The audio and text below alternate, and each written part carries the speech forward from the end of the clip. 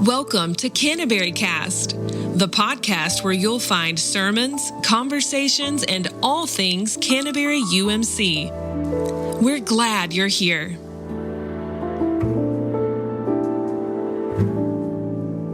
Welcome back to the podcast. Today we're talking about something meaningful and incredibly practical.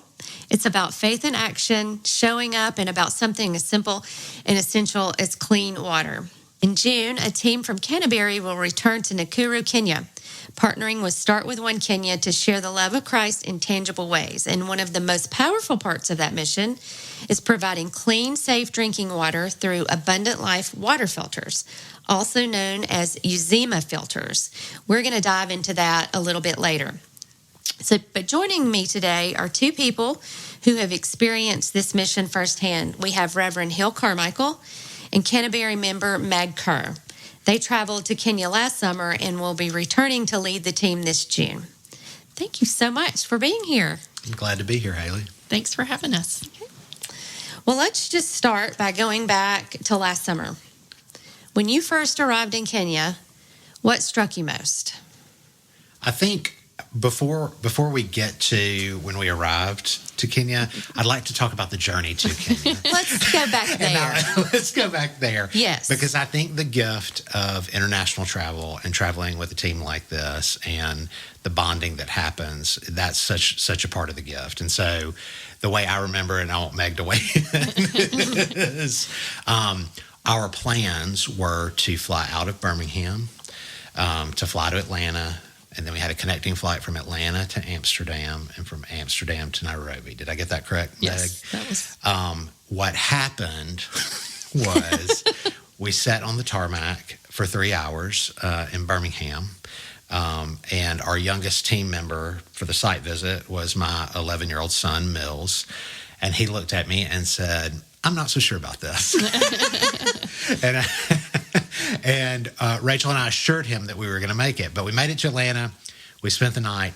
Meg acted as our Delta concierge and got us on the flight that we needed to get to. And we finally got to Nairobi, right? We did. And we got to fly to JFK. That's right. And have a much longer direct flight from JFK to Nairobi. So it was Quite a start. Quite a start. But we got there.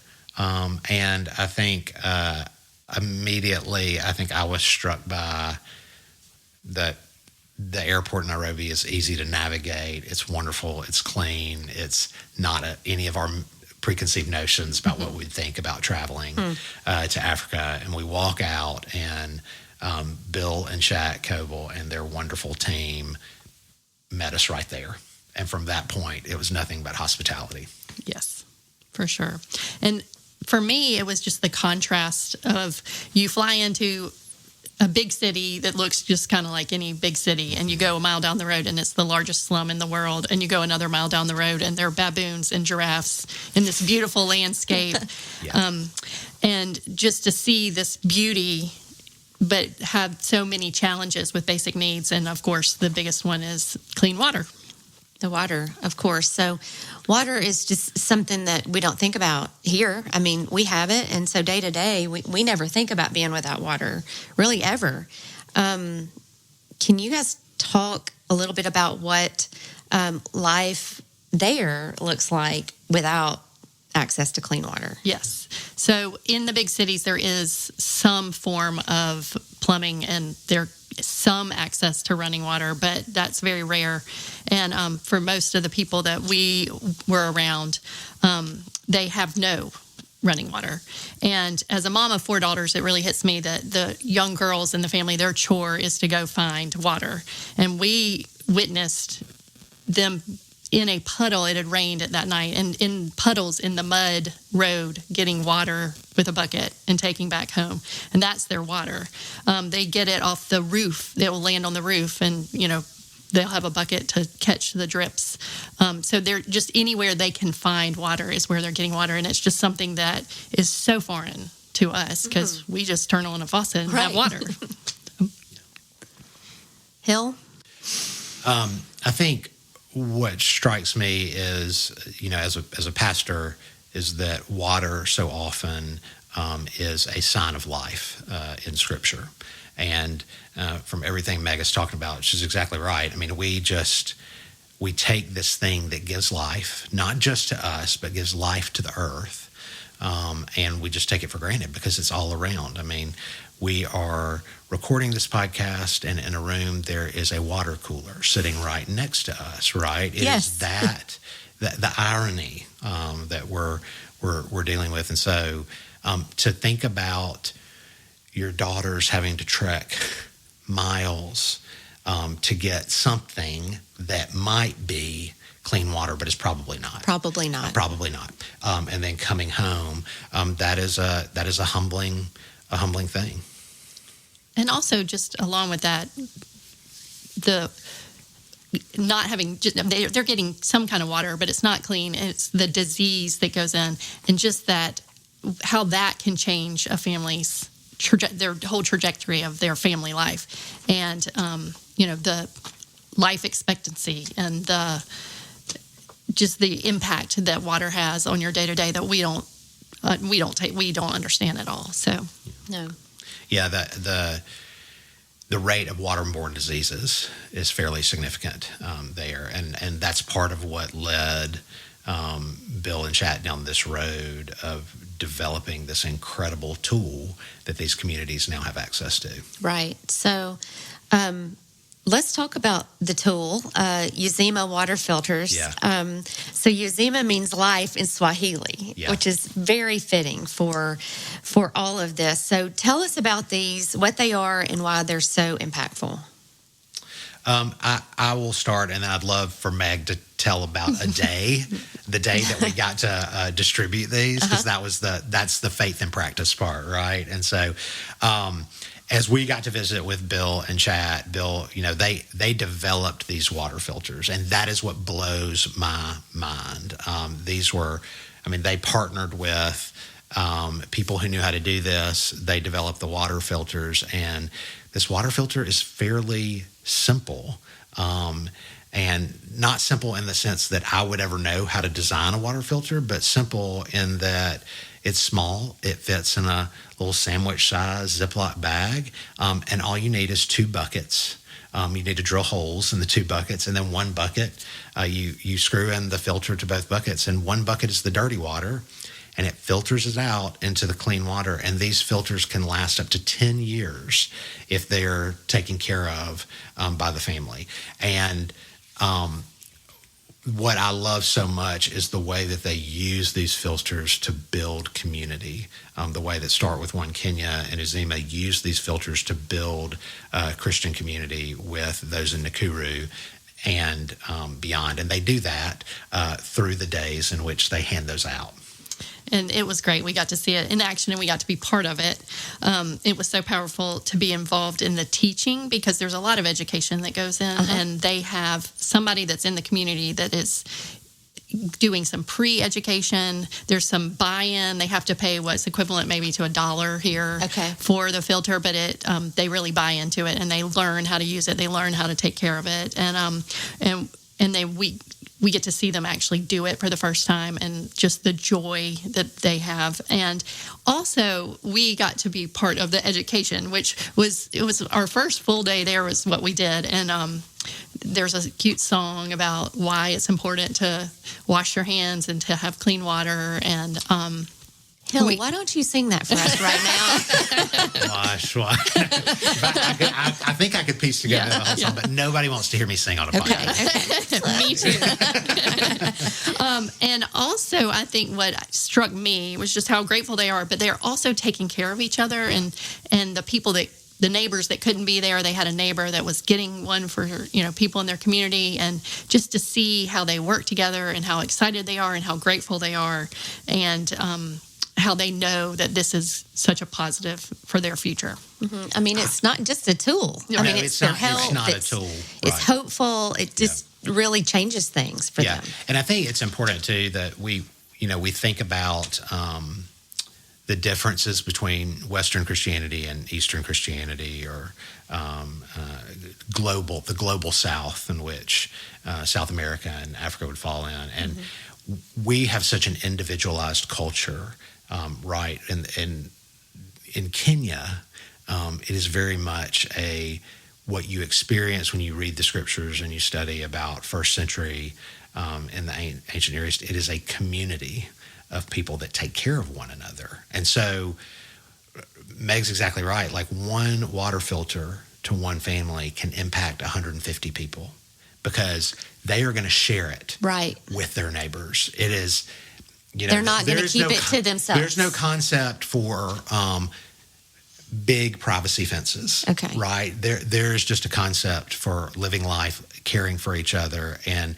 the concept of family there is very different than how we understand family. I mean, I think what they taught me so much was, and reinforced to me was, I have a very limited scope of what family really is. And it tends to be those in my nuclear or immediate family, but the family of God is much bigger than that. And so they are quite literally using this water filter to give life to their community.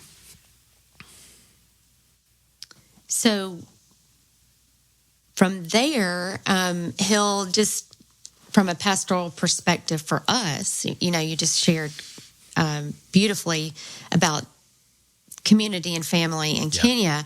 How does this particular mission for Canterbury, how do you think that can connect us more to our faith? Just the work that the team is going to do. Well, and I think one is, just we always want to introduce our congregation to deeper levels of discipleship. And so I think about this discipleship plan that Matthew and Natalie have worked so hard on. We have these daily readings now. And the deeper you go, it leads you to different things. And so one of the levels of that discipleship plan is to extend yourself, right, into communities and with people that you're not, you don't typically interact with. And so I think the gift of the way that we have learned and been discipled by people like Rachel Estes about how to be in community with people is to realize that Canterbury's team is not going to go over there and impart some deep wisdom. We're not going to go over there and change their lives. It's probably going to be the opposite. Right. They are probably going to change ours. And that is the hope of faith, right? That it transforms us first so that we might live into the kingdom of God. I remember one of my favorite memories. I had the gift of taking Mills with us on the site visit. And one of my favorite memories, I don't know if Meg will remember this, we were sitting at dinner at Tumaini, where are the cottages where we will stay when we go back. We were sitting at dinner with Bill and Chat, and Bill looked at Mills, and we were kind of doing a reflection, right? He was kind of asking us, sometimes it's high-low, sometimes it's what you learned today. And he was like, Mills, what do you think? What strikes you about, what do you think about Kenya? And Mills said, here people stop you and they want to know you. At home, they don't have enough time.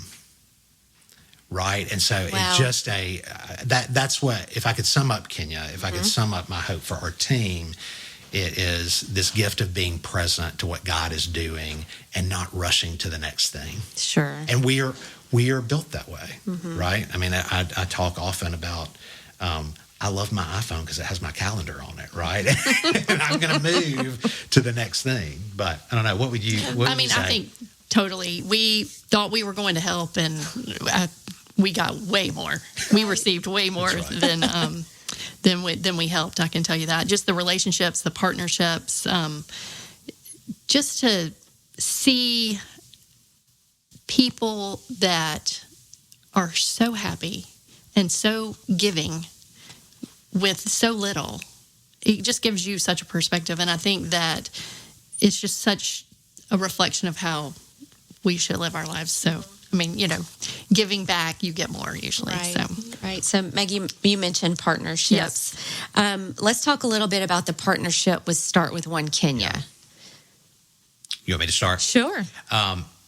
The truth is, like a lot of things here at Canterbury, some of it started with Rachel long ago, right? So Rachel has been in community has known Bill and Chat for a long time. I think, for about 10 years. And so we've been aware of UZIMA and supportive from a financial standpoint of UZIMA, because Bill and Chat are actually out of Peachtree Road United Methodist Church in Atlanta, a sister congregation of ours. And, Rachel and I had begun talking about the hope of an Africa partnership for a while, and this just seemed like the right thing to do. And so we went over, and it was a great. I mean, it was such a great trip, and there's so many different ways that people can be connected. And this is our first Canterbury team experience, right?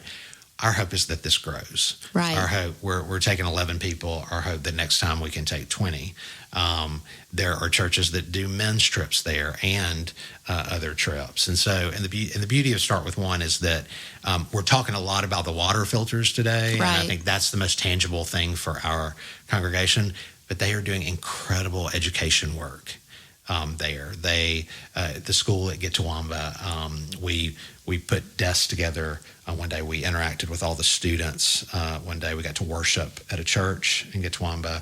And so we're hopeful that there are a number of ways to partner with Start With One. And I think the greatest thing with Start With One, I mean, first, when we landed and you were talking about family, I mean, we were part of the family immediately, which is, it was such a great feeling. But they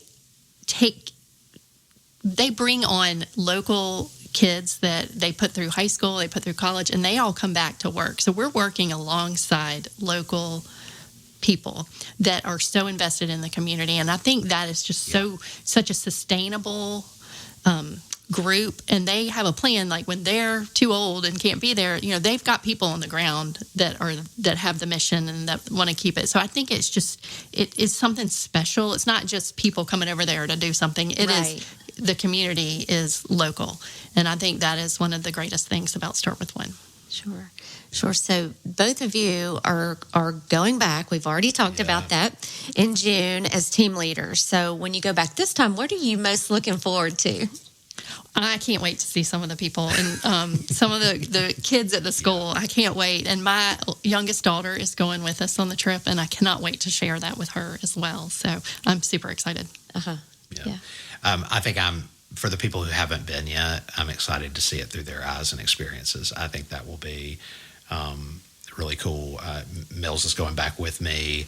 And so I'm excited to go back to a place with an 11-year-old who has been there and knows more than a lot of the team does. He's going to be a big help. Get to see him be a big help. Right. And, that sort of thing. And those are gifts to go with your kids and just the people who have said yes from Canterbury. Right. Who are going to go. I cannot wait to get there, see their first experience. Mm-hmm. And I can't wait to see Happy Jay and Grace and Jackson. All of our friends that we miss and we love. And I know they're going to be glad to see you guys too. Yeah. Absolutely. So you said there's 11 on the team going. So for those listening, and the Canterburyans who are not going on this trip, how can they be a part of the mission? Yeah.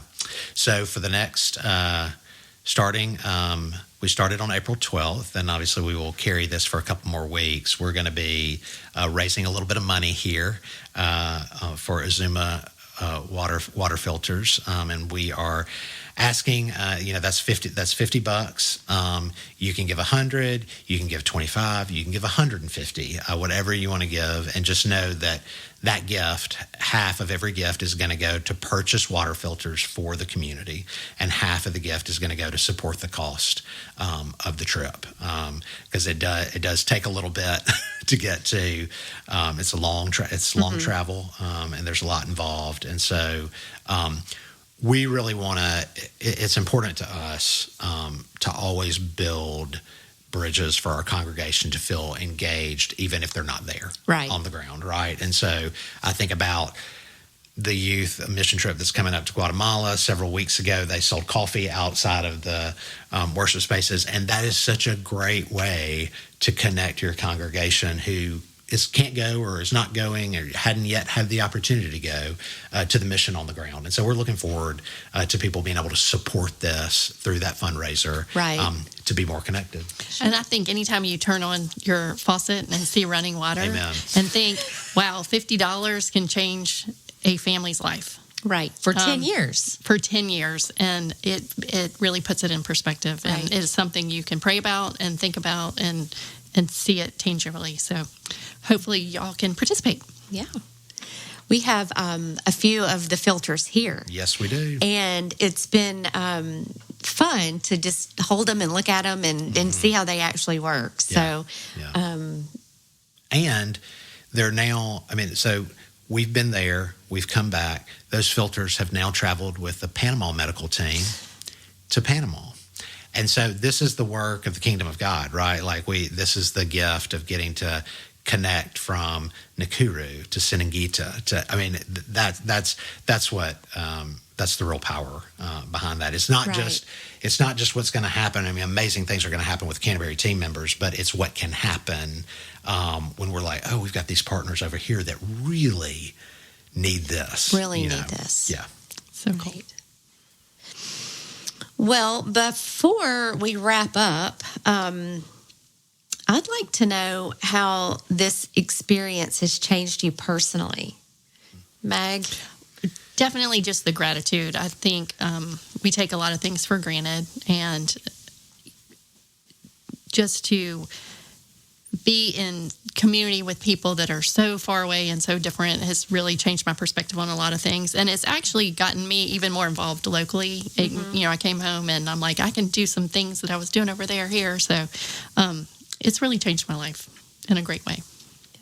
I think I was, before I went, I was trying to read a little bit about Kenyan culture and how it's different from our culture in the United States. And one of the things that I read was it is a cultural value to always stop and look someone in the eyes and ask how they're doing and really listen and talk to them and want to get to know them. That it's kind of that thing that Mills alluded to when Bill asked him. And so I'd always thought of myself as a pretty outgoing, friendly person. But when I got back, I have tried to be way more intentional about, even when you pass somebody walking on the street or walking anywhere, look them in the eye and say, hey, how are you? Because there's so many times, I think, in our busy world that we keep our head down and just keep going. And they show us what a little bit of kindness can really do. Right. Well, you guys have shared a lot with us today, and that's really, really special. We've talked so much about water and life and all the things that are there that are so special. But really, clean water is going to change a lot. It changes everything. It brings health and dignity, opportunity, and I'm so excited that you guys are going to get to go back and lead more people and let them share that experience. And then I'd like to just follow up. If you would like to be a part of the Abundant Life Water Filters initiative, we invite you to give, to pray, to stay connected through Canterbury. Just follow along. There's more to come on how this is all going to work going through June. And if you would like to make a donation, visit the outreach page on the church website. There's a link there where you can make a donation. And like Hill said, you can make a $50 donation. You can make a $10 donation. It just, any little bit's going to help with the water filters there. Hill and Meg, thank you so much. Thanks for having us. For being here. And thank you for listening. We'll see you next time. Thanks for listening. To learn more about what's going on at Canterbury, follow us on social media or visit our website at canterburyumc.org.